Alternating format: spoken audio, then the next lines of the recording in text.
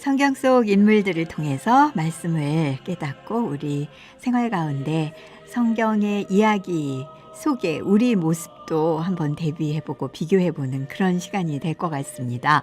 성경 속 사람 이야기 대전교구 청년성서 전담 사목하고 계신 강진영 요셉 신부님 모셨습니다. 어서 오세요, 신부님. 안녕하세요. 네. 안녕하세요. 이제 가을 느낌이 좀 나요. 네. 원래 성모승천 대축일 지나면 네. 시원해진다고들 해서 이제 네. 저희들 청년들한테 그렇게 말하는데 네. 또 청년들은 그런 얘기 처음 들어본다고 말복 지나서 시원한다고 그렇게 말복 지나서. 이야기하더라고요. 근데 원래 그 15일이 예. 성모승천 대축일, 광복절, 게다가 말복, 복복복, 삼복입니다. 그런 게 겹쳐져 있어가지고 네, 네. 네, 각자 네. 살아가고 있는 문화 안에서 네. 다르게 이야기하는 것이 또 네. 재밌었습니다. 이번 아, 주. 그러셨을 것 네. 같아요. 지난주 계속해서 성경 속의 예언자들을 소개하고 계십니다. 네. 오늘은 어떤 예언자를 만나서 그 시대의 예언자들은 지금 시대의 예언을 필요해야 하는 시점에서 어떤 역할을 해주고 지금 뭐 필요한가 이런 것도 생각해 볼 수 있지 않을까요?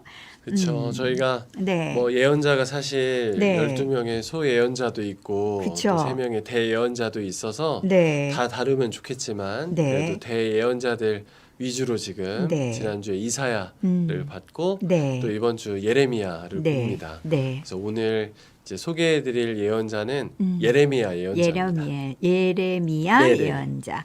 예레미야 예언자 별명이 있다고요?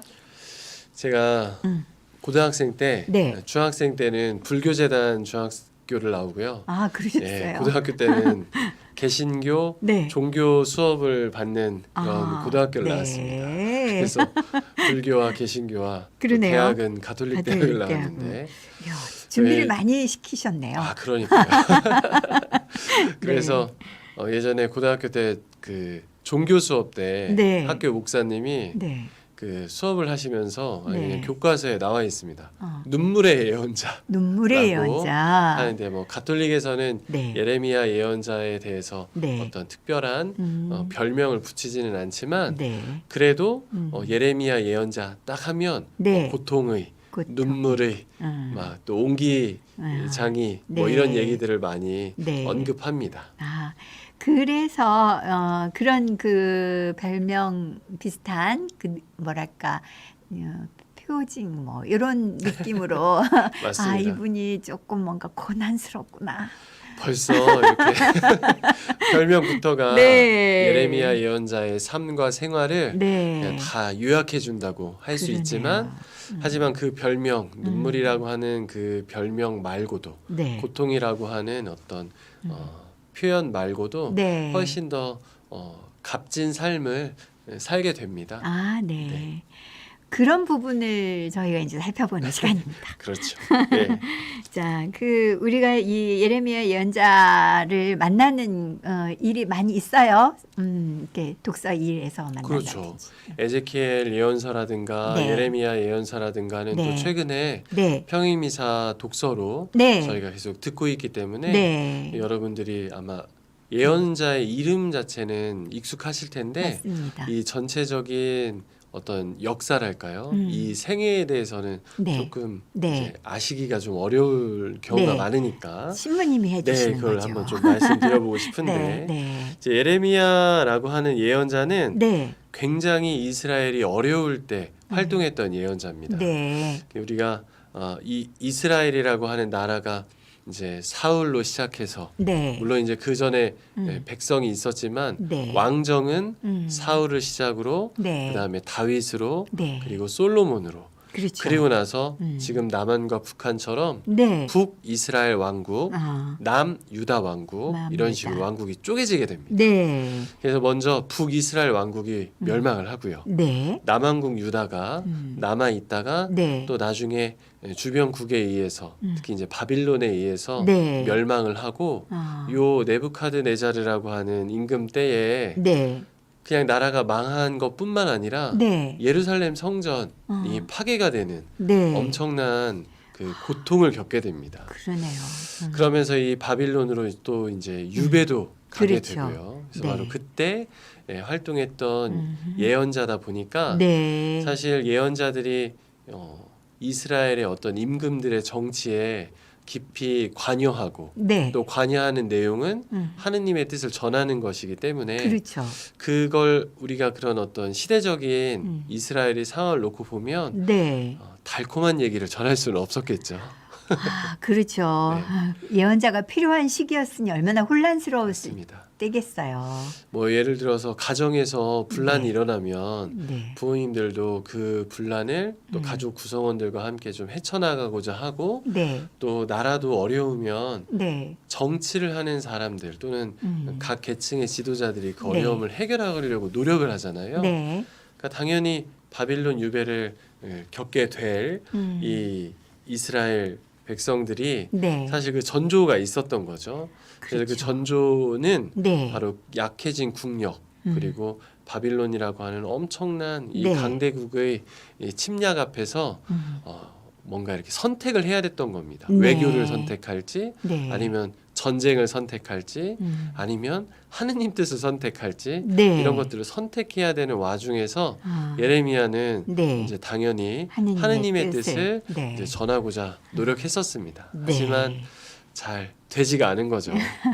그래서 예레미야 예언자가 네. 어찌 보면 예언자 중에 성경의 인물 중에 네. 가장 인간적인 면모를 많이 보여줍니다. 아. 왜냐하면 네. 자신이 계속해서 하느님의 소명을 받고 청년 시절에 열심히 예언 활동을 하지만 어느 정도로 열심히 하냐면 네. 이제 예루살렘이 멸망하기 전에 막 거리에 옷을 벗고 다니고 네. 거리를 더 벌거벗은 몸으로 하느님의 뜻이 이렇게 받들어져야 한다. 네. 그리고 우리가 좀 쇄신해야 된다. 이런 것들을 좀 스스로 네. 증명하기 위해서 네. 이제 거리를 활보하고 다니기까지 하거든요. 네. 근데 다 배척받습니다. 이런 예레미야의 노력이. 아. 그래서 그 당시에 왕들은 네. 물론 예레미야 예언자의 의견을 그러니까 하느님의 뜻을 따랐던 임금도 있었지만 네. 금방 죽게 되고 그 다음 임금부터는 이제 바빌론 또는 주변국의 네. 뭔가 정치 외교로만 이 국난을 타개하려다 보니까 네. 예레미야는 계속해서 하느님의 소명을 하려고 하지만 고통을 받고 배척을 받거든요. 네. 그래서 예언자임에도 불구하고 네. 자신에게 하느님의 말씀을 맡긴 그 하느님께 음. 엄청나게 원망도 하는 네. 아주 하소연도 그냥 우리 막 같은 우리들 일상 같은 네. 그런 모습을 이 네. 예언서를 통해서도 그렇군요. 여과 없이 보여주거든요. 결국 인간적인 그 면모가 그런 부분에서 나타나다 보니까 연민이나 이런 공감의 사실 면모도 있을 것 같아요. 그 뒤에 이제 12소 예언자들 예언서 보면 약간 네. 예언자들이 선생님 같아요. 아, 그냥 이 성경만 놓고 보면 네. 뭔가 하느님께서 이렇게 말씀하시는데 너희들은 왜 하느님의 뜻을 따르지 않느냐 그쵸, 이런 식으로 약간, 얘기하면서 약간 훈장님처럼 꼰대. 선생님처럼 그렇게 얘기하는 요즘 젊은 사람들이 그 말 제일 싫어한다면서요. 그렇다고 하더라고요. 근데 어른들도 싫습니다. 예, 신부도 싫습니다. 네. 그런데도 이제 예레미야 예언서 뭐 분량도 많지만 네. 말씀 자체가 네. 이 안에서 예레미야는 계속해서 고통을 받고 네. 절망을 하고 또 하느님을 원망을 하고 네. 이런 과정을 수없이 보여주는 것이 네. 또 이 예레미야 예언자 그래서 눈물의 예언자라는 그런 그런 말이 있나 별명도 봐요. 있는 것 같습니다. 네. 하지만 이제 그걸로 끝났다면 성경으로까지 이렇게 남아있지 않겠죠 저희한테. 네. 그렇죠. 18장에 유명한 얘기가 나옵니다. 아, 하느님께서 옹기장이시다. 우리 성가 하느님께서 중에도 있잖아요, 옹기장. 그죠? 예, 맞아요. 코린토 2서 4장에는 네. 질그릇에 담긴 보물이라는 소제목의 말씀이 있는데 네.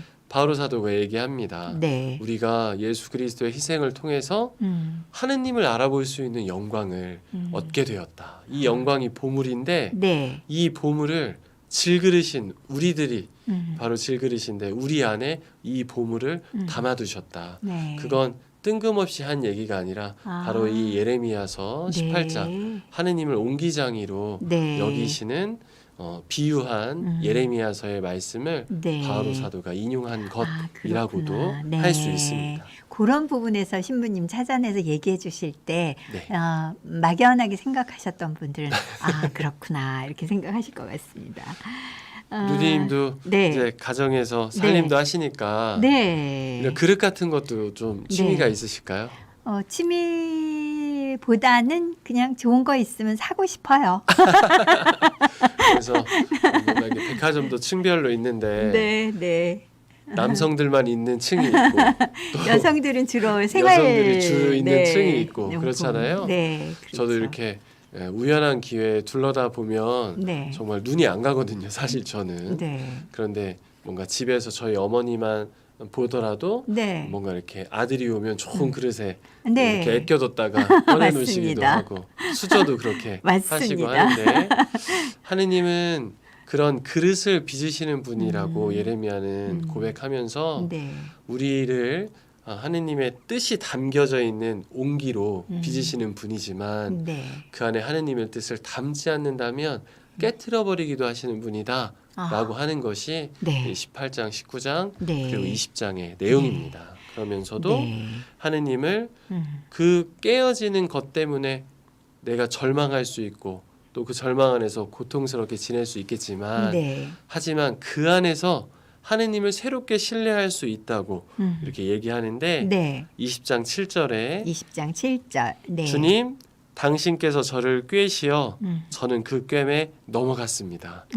재미있는 표현이죠. 네. 하느님이 우리를 깨어내셨답니다. 네. 그런데 예레미야 예언자는 그 하느님의 깨어남에 넘어가겠다고 이렇게 고백하는 네. 그러면서 끝까지 하느님의 뜻을 네. 당시 이스라엘 백성에게 선포하는 예언직을 네. 아주 성실하게 네.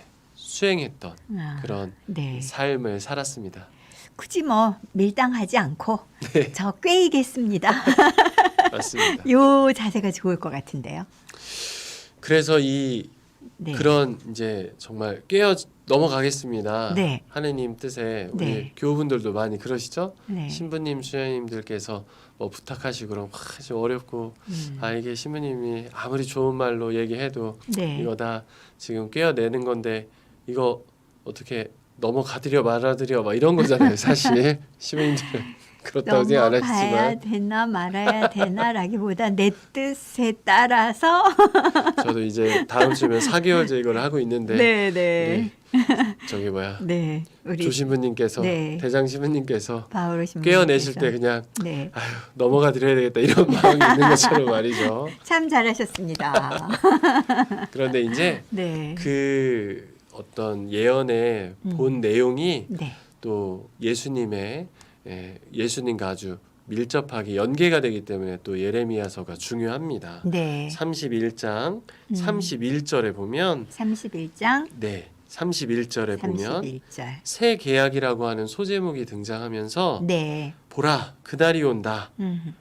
나는 이스라엘 집안과 유다 집안과 새 계약을 맺겠다라고 하시면서 네.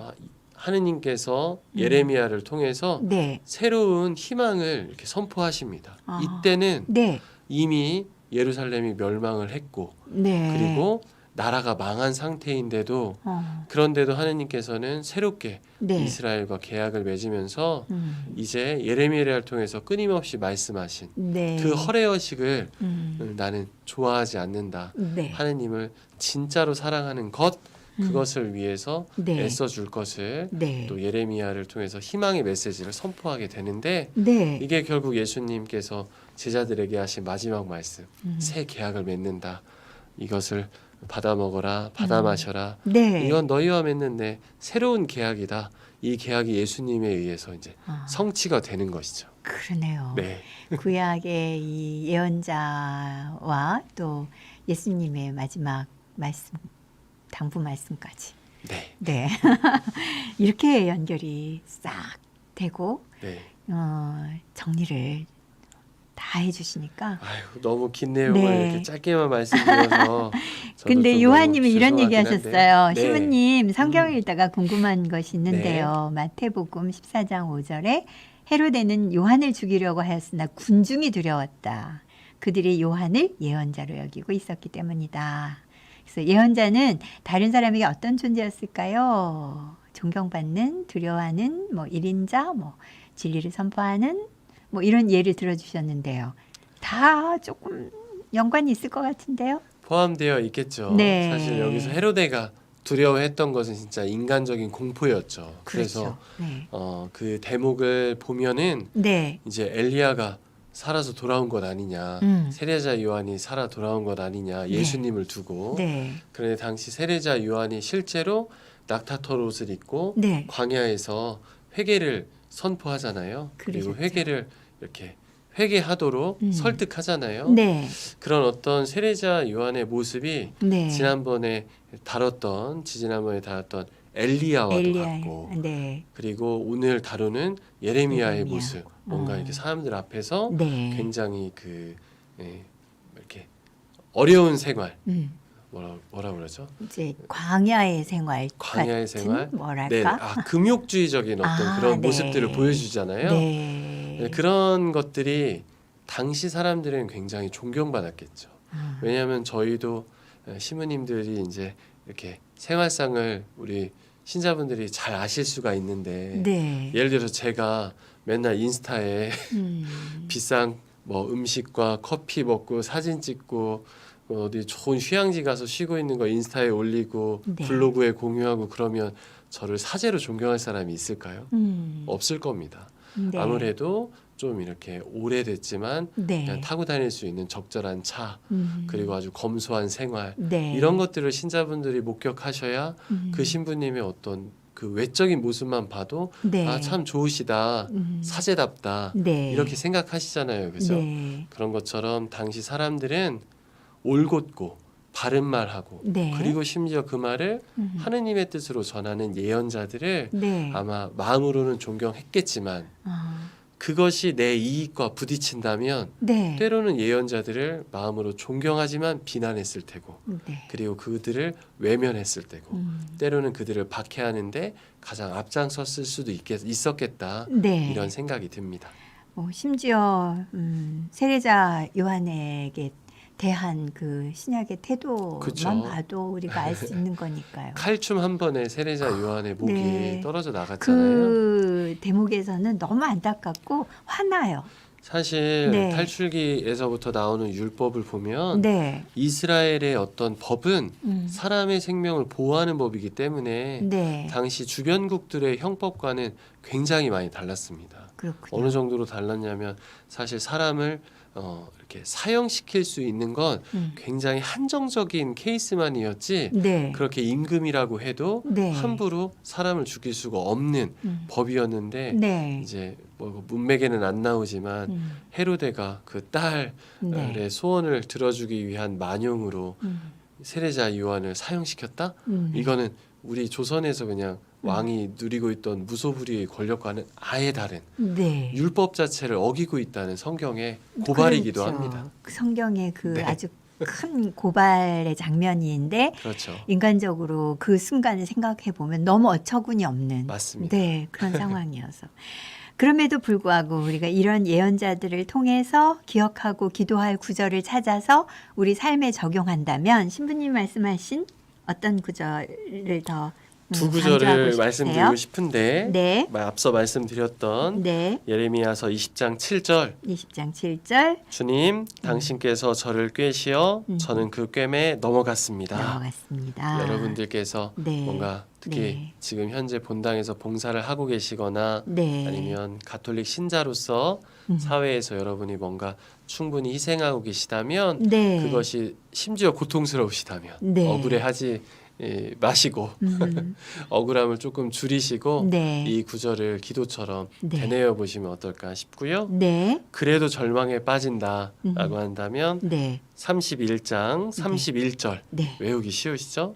네. 보라 그날이 온다 라고 보라, 하는 그날이 말씀을 온다. 희망으로, 희망 섞인 기도로 네. 스스로에게 선포해 보시면 좋겠습니다. 네. 이런 그 기도 구절을 이제 찾아주셔서 저희가 그 주변의 그 성경 내용을 또 함께 기억하시면서 네. 일상 안에서 매일의 삶 안에서 적용을 해보시면 참 좋을 것 같습니다. 감사합니다. 예레미야 예언자를 통해서 우리 인간적인 어떤 고난과 고통도 함께 봉헌할 수 있는 네. 그런 마음도 가지면 네, 네. 좋은 그런 시간들을 가지실 수 있을 것 같습니다. 네. 오늘도 재미난 성경인물 이야기였습니다. 다음 주 한 주 남았어요, 신부님. 네. 네. 심히 좋아하시는 것 같은데요. 다음 주 굉장히 네. 아쉽지만 네. 정해져 있는 것이니 네. 정해져 있는 것만큼만 하도록 하겠습니다. 시간을 정해서 이렇게 했으니까 그 다음에 또 풍부한 이야기들은 다음 기회에 또 준비하시면 좋을 것 같고요. 마지막 그 부분은 어떤 내용이 될까요? 네. 고민하고 있는데 네. 사실 예레미야 서와 네. 에가서와 또 네. 예레미야의 비서였다고 알려지는 바룩 바룩. 예언서까지가 네. 이제 한 권이라고 좀 생각하시고 보시면 좋을 네. 것 같고요. 네. 세 번째 대예언자는 사실은 에제키엘이고 최근에 또 저희가 네. 평행미사에 듣기는 했지만 네. 또 그래도 이제 구약의 아주 네. 중요한 묵시 문학이라고 할 수 있는 네. 대표할 수 있는 다니엘서가 있거든요. 그래서 다니엘서. 이 다니엘 예언자 네. 사실 예언자라기보다는 그 내용을 한번 네. 살펴보도록 하겠습니다. 그렇게 하겠습니다. 네. 또 다음 주를 기대하게 하시면서 오늘 신부님과 인사 나누도록 하겠습니다. 감사합니다. 감사합니다. 우리 사랑 안에 하느님 사랑이 가득 증장단의 노래 함께 하겠습니다.